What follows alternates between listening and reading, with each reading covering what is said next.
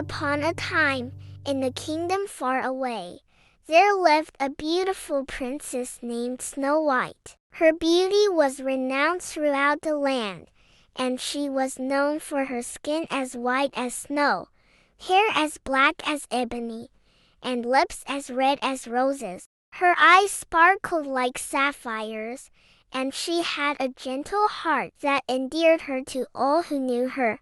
However, Snow White's life was not as idyllic as it seemed. Her mother, the queen, had passed away when she was just a child, leaving her in the care of her father, the king. The king, grief-stricken by his wife's death, soon married a new queen. This queen was stunningly beautiful but possessed a heart filled with envy and vanity.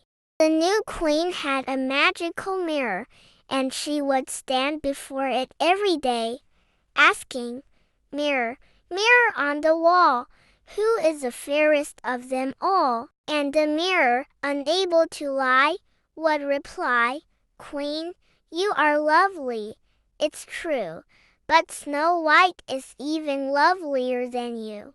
The queen's jealousy grew with each passing day. She could not bear the thought of Snow White surpassing her in beauty. Consumed by envy, she devised a wicked plan. She ordered her huntsmen to take Snow White deep into the forest and dispose of her.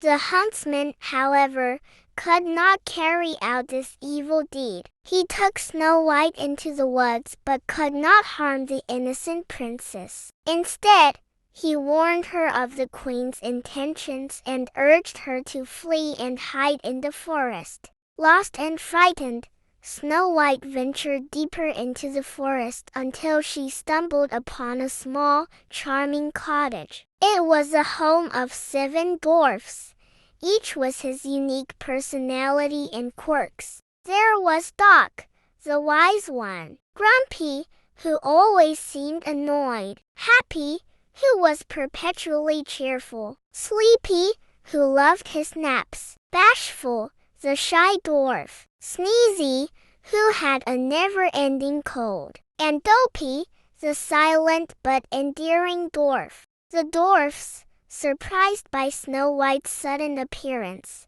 welcomed her into their home with open arms. She, in turn, kept the cottage tidy and became a beloved member of their small family. They shared their meals, sang songs together, and found comfort in each other's company. Meanwhile, the wicked queen soon discovered that Snow White was still alive, thanks to her magic mirror. She couldn't bear the thought of Snow White being more beautiful than her. So, she concocted a plan to take Snow White's life once and for all. The queen used her dark magic to create a poisoned apple, its surface red as blood but hiding a deadly secret within. Disguised as an old hag, she approached the cottage and offered the apple to Snow White.